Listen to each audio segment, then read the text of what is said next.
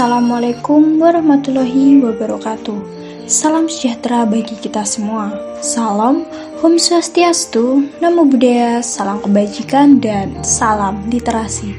Perkenalkan, nama saya Devi Okti Triastuti dengan akhiran NIM 057 dari kelas PBSIA Angkatan 2022. Mendapatkan tugas mereview dan membacakan cerpen dengan judul Komedi Si Bugil dan Spanduk Lusuh karya Ahmad Tohari. Komedi Si Bugil dan Spanduk Lusuh Ahmad Tohari. Kebanyakan anak muda di kampung kami gemar akan orkes dangdut. Namun tidak ada yang seperti Sonto Kliwon. Anak muda yang satu ini bukan gemar, dia maniak. Maka Sonto selalu di sana bila ada pentas. Sonto akan berdiri paling depan. Saat yang paling ditunggu adalah ketika penyanyi berdiri di tubir panggung, agak jongkok, dan menawarkan tangan untuk disalami penonton. Kepuasan Sonto tercapai ketika dia mengadah sambil meraih tangan penyanyi. Pada saat seperti itu, betis penyanyi hampir menyentuh wajah Sonto. Demikian, Sonto pernah bilang tubuh perempuan adalah keindahan ciptaan Tuhan. Jadi, tidak salah memandangi ke semua bagiannya. Itu pendapat Sonto.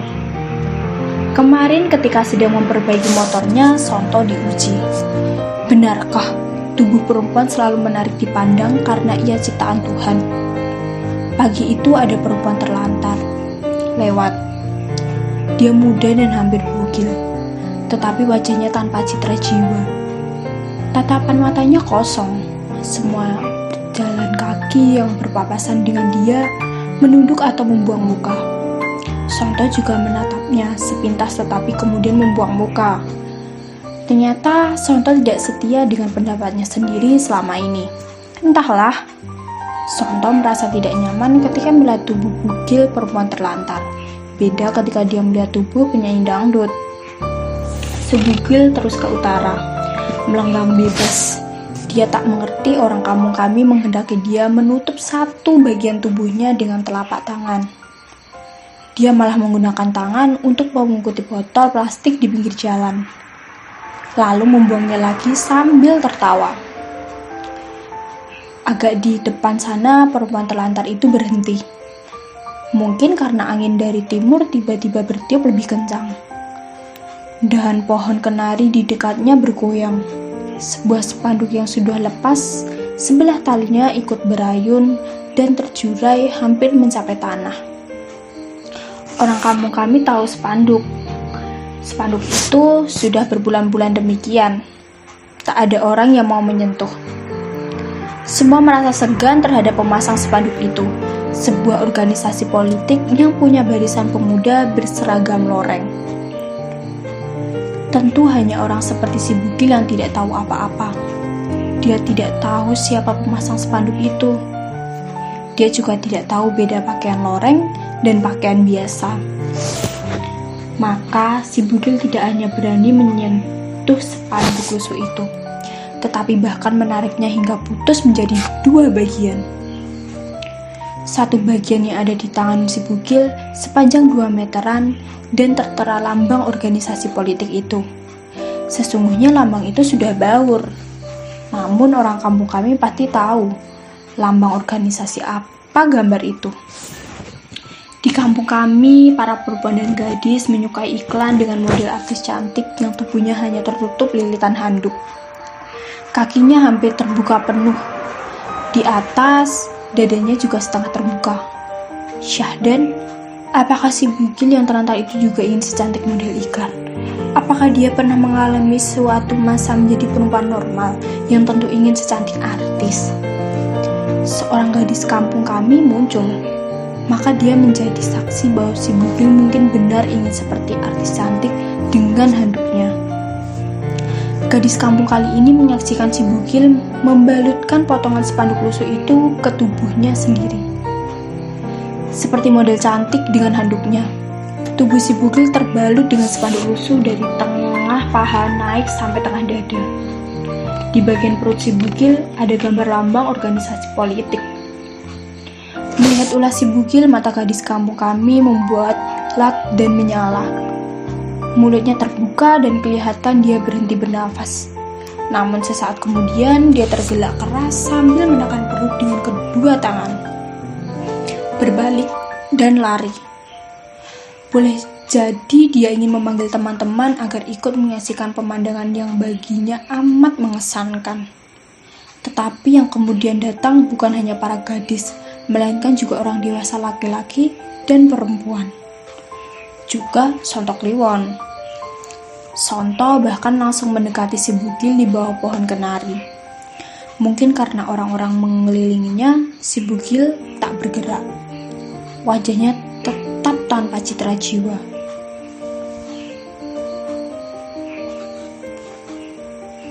Matanya yang hampa tak pernah menatap siapapun. Sonto yang kelihatan amat bersukacita, bercingkrak dengan gerakan semaunya. Dia seperti menahan kegembiraan yang siap meledak. Kedua tangan naik ke atas dengan acungan kedua ibu jari. Sonto berjoget irama dangdut. Ini baru bagus, benar-benar bagus, keren banget, seru Sonto. Entah ditunjukkan kepada siapa. Yang kemarin keluyuran berbugil sekarang sudah tertutup. Apa tidak keren? Iya kan? Tak ada tanggapan. Orang-orang kamu kami membisu. Atau ada satu orang tersenyum samar. Semua orang diam dan menunggu. Mata mereka tertuju ke arah si Bugil yang terus mematut-matut diri dengan potongan spanduk lusuh itu. Ada orang kampung kami yang cakunnya turun naik. Menelan ludah. Kemudian diawali dengan satu orang, warga kampung kami mulai berbalik mau meninggalkan tempat. Namun mereka berhenti dan menoleh. Ada motor menderu dan mendadak berhenti hanya setengah meter dari kaki Sonto. Seorang pemuda dengan helm cakil dan celana loreng terburu-buru memarkirkan motornya. Dia warga kampung kami juga. Ada apa ini? Tanya si cakil sedetik setelah melepas helmnya. Gerak dan langkah amat sesuai dengan celana loreng yang dipakai. Mulut semua orang kampung kami diam belaka, kecuali mulut Sonto yang cengar-cengir lalu bersuara rendah dan pelan. Lah, cakil sahabat kami, kamu bisa lihat sendiri bukan? Seperti mendengar perintah kepada largunya, pemuda bercelana loreng itu patuh kepada Sonto. Matanya yang tajam kemudian mengarah lurus ke batang pohon kenari kira-kira 7 langkah di depannya. Di sana, si Bugil masih bergerak mematut diri dan bersikap seperti tak ada siapapun di sekelilingnya. Sementara orang-orang kampung kami menatap wajah si cakil dengan seksama.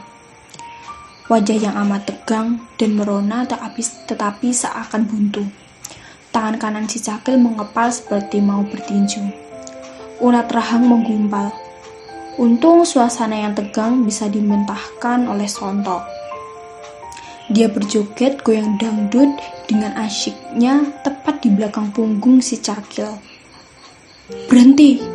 Teriak si cakil setelah berbalik badan. Wajahnya bertambah merah. Ini bukan perkara main-main. Kalian jangan anggap enteng. Ini pelecehan terhadap organisasi kami. Siapa yang mau menyobek spanduk itu? Ayo, siapa? Leher si cakil tegang. Matanya merah menyorot sekeliling. Lah, sahabat kami cakil, sabarlah, jawab Sonto pelan. Dia sendiri yang menjambret spanduk itu untuk menutup tubuhnya. Itu bagus kan? Artinya organisasimu telah menolong menutup aurat satu perempuan terlantar, ya kan? Jangan tuduh kami. Di sini tidak ada orang yang peduli terhadap spanduk lusuh itu kecuali kamu. Cukup, aku tidak peduli. Yang jelas martabat organisasi kami sedang dipertaruhkan. Simbol kami dijadikan penutup aurat perempuan gila. Kamu, Sonto, ambil spanduk itu dari tubuh itu. Perintah si cakil sambil berkaca pinggang. Lagi, sikap si cakil sesuai benar dengan celana lorengnya. Tetapi Sonto tetap tenang, sangat tenang. Walah, cakil sahabat kami, sampean ini bagaimana? Kamu suruh melepas spanduk itu dari tubuhnya. menyuruh aku menelanjangi perempuan. Ya tidaklah, kami tidak mau lagi melihat tubuh itu kembali telanjang. Lagi pula, mengapa bukan kamu sendiri? Spanduk lusuh itu milik organisasimu kan? Ayo, ambillah. Nah, kami akan menyaksikannya. Si Cakil mendesis-desis sambil berjalan menghentak-hentakan kaki. Matanya selalu menghindar dari pohon kenari. Di sana si Bugil sudah diam, tetapi tidak. Tadi dia tersenyum aneh ketika Sonto bergoyang joget di belakang si Cakil. Barangkali joget Sonto memang amat buruk bahkan di mata orang yang telah hilang kesadarannya. Suasana terasa hambar dan bisu. Kemudian ada perempuan kampung kami yang pergi meninggalkan kerumunan di bawah pohon kenari. Dia berjalan cepat menuju halaman rumah sendiri, lalu menarik selembar kain batik dari galah jemuran. Balik lagi ke pohon kenari dan langsung mendekati si Bugil. Ada irama keibuan keluar dari mulutnya, lembut sekali. Sini nak, sini. Nak, kamu pakai kain ini, yang itu buruk. Dilepas saja ya. Semua orang menunggu. Dan semua yang melihat mata si Bugil tidak bergerak.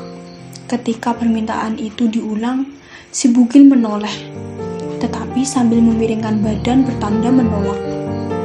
Oh, perempuan kampung kami itu seorang penyabar dan sangat lembut.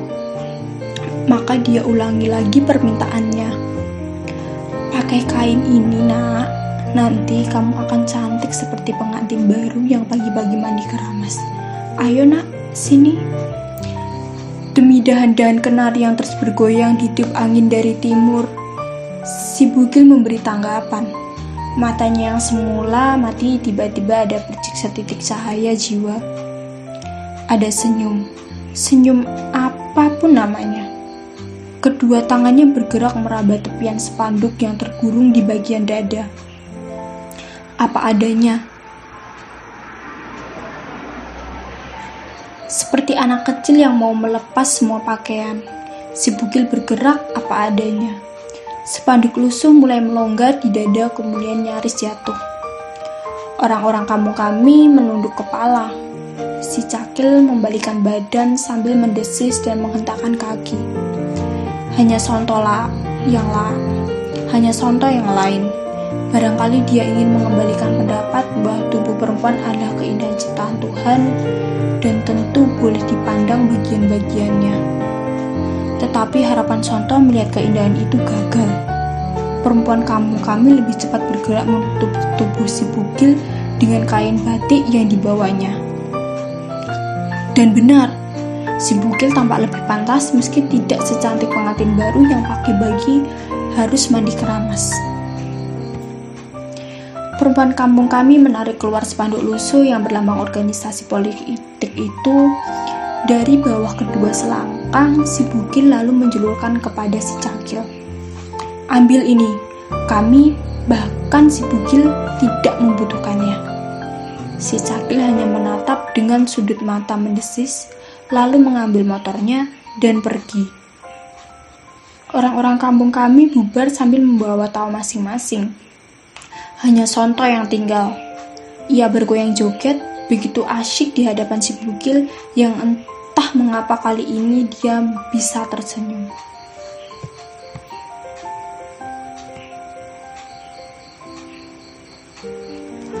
Analisis dari komedi Si Bugil dan Spanduk Lusuh ini adalah judulnya Komedi Si Bugil dan Spanduk Lusuh, karya dari Ahmad Tohari. Temanya yang diangkat adalah sosial.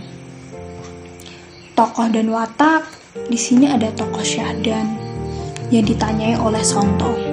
Selanjutnya ada Sonto Kliwon atau Sonto. Dia otaknya mesum.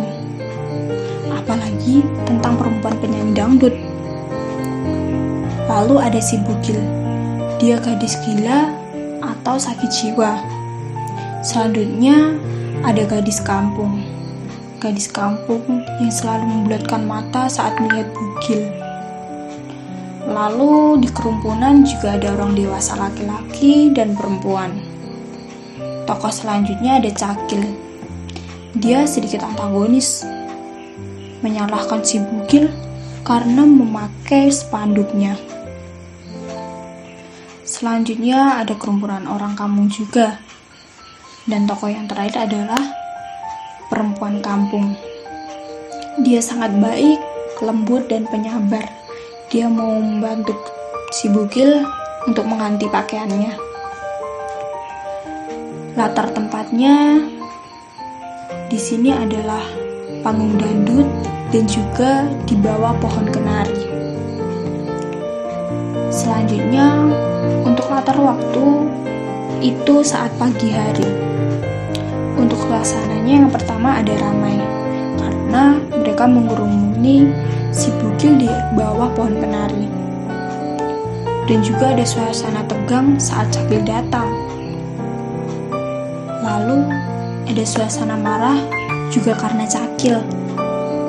Selanjutnya ada suasana iba. Suasana iba ini saat perempuan kampung membantu si Bugil untuk mengganti pakaiannya dengan suara lemah lembut dan kesabarannya.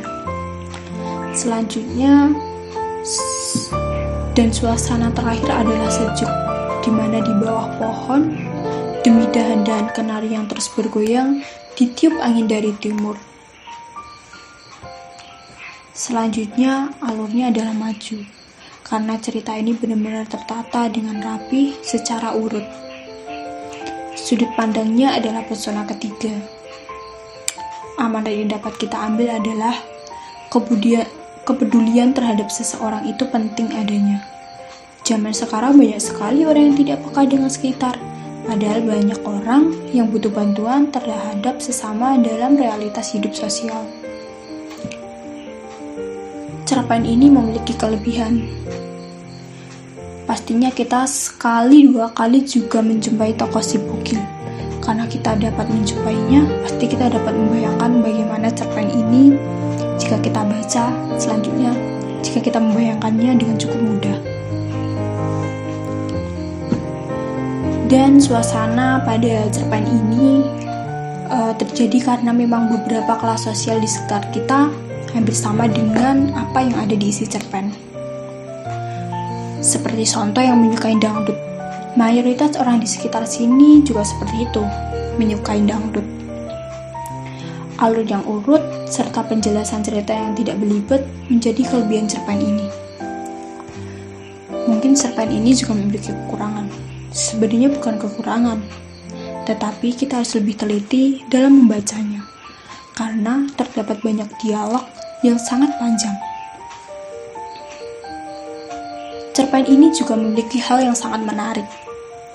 Menarik karena cerita membahas kelas sosial yang ada di sekitar, seperti dangdut, orang gila tidak berpakaian, dan adanya orang kampung.